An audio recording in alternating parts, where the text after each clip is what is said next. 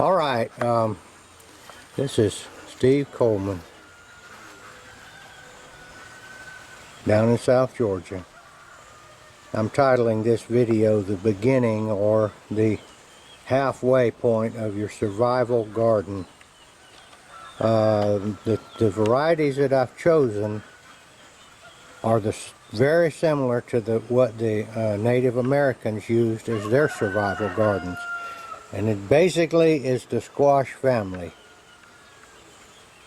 Alright, now the beauty of these things is that these squash are very nutritious, very delicious. This is our morning pick of the different squashes. I'll show you what they are. This one right here, that's a new one. That's called the Burgess Buttercup.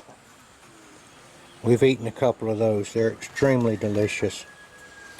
That right there is a spaghetti squash.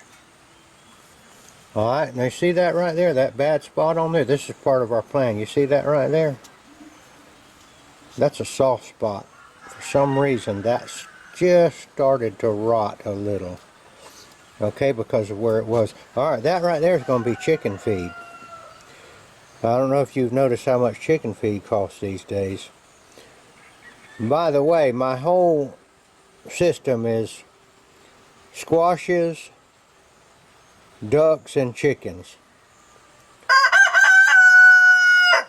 These guys here, as they begin to go bad through the winter, these are called winter squash, meaning that they keep through the winter. Butternut squash. Alright, that's a little one, but it's a good one. These squash keep, we've got them laid out in the house on some cardboard, and we'll look at them from time to time, and as they begin to, some of them begin to get bad spots on them, we'll be eating the squash ourselves through the winter. And the ones that begin to go bad, we will throw to the chickens so they can have something to eat. And that's really the whole system right there. I'll show you you see what we got in here. Oh, the one over there is this one I'll show you right here. I don't know if I've said it already or not, but this is called a butternut squash. Very delicious. Also, pumpkins are in this squash family. I've got some pumpkins out there, but they're not ready yet. And when the Pilgrims did their first winter, they became familiar with these plants because they traded with the Indians for these things, and that's how the pumpkin pie ended up being a staple of our Thanksgiving Day. Okay, let's see, and there's another kind in here. Oh, there's all kinds.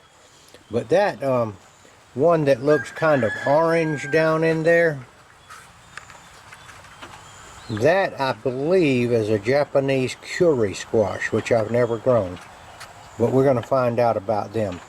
Okay, the advantages of the squash. One thing, they make very rapidly. If you get them in the nick of time in the spring and the frost doesn't get them, here we are a few days away from the 4th of July down here in South Georgia, and these squash are done. Now, another advantage of these squash plants, we picked all of them that were ready, but there's actually another crop of them coming on the same bushes, and it won't be as heavy as the first one, but they are making more squash. Now, I heard somebody on the YouTube say that you had to wait until these got hard and mature, but that is not true. You can eat any of the squashes at any stage of development. Even when they're just as big as a golf ball, if you really need, they're just as good then. So it doesn't matter. This is a very, very versatile plant.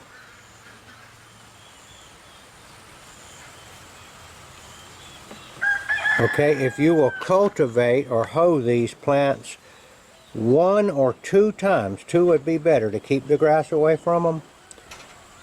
They're very low maintenance.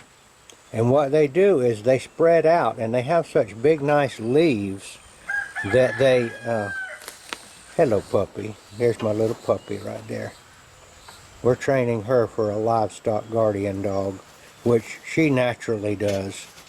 And see, you see that there's the rooster over there. We got a lot of them. And the dog doesn't bother the rooster at all. And that's what these kind of dogs are like. This is a half quarter Kangal, half Kangal, and Great Pyrenees.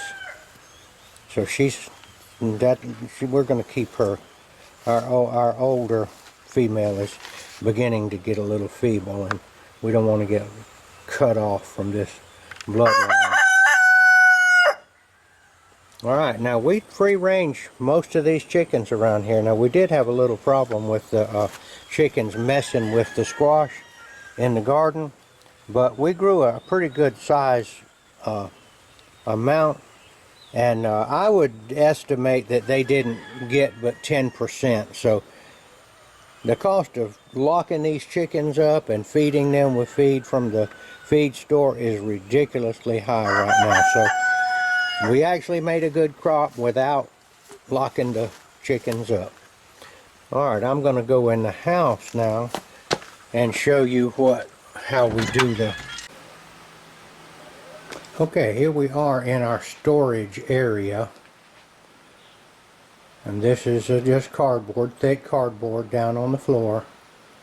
And we will go through these squash, kind of poke around from time to time, you know, maybe next week, and see if there's anything that needs to be removed and either eaten or used for chicken feed.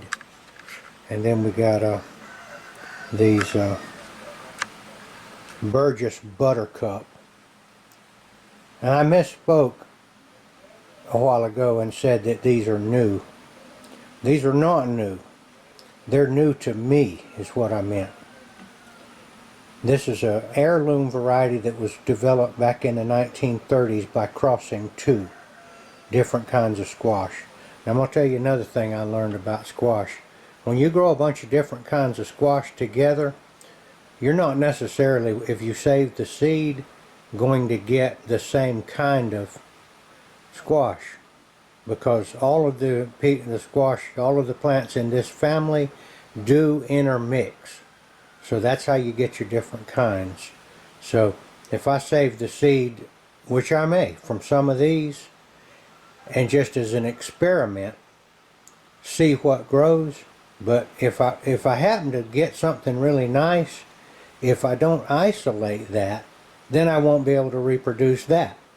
So if I do use some of the seed from, say, one of these squash, I would need to grow that in an isolated area, and I'm not sure how far away. I'll look that up if I'm going to try to reproduce that same squash again.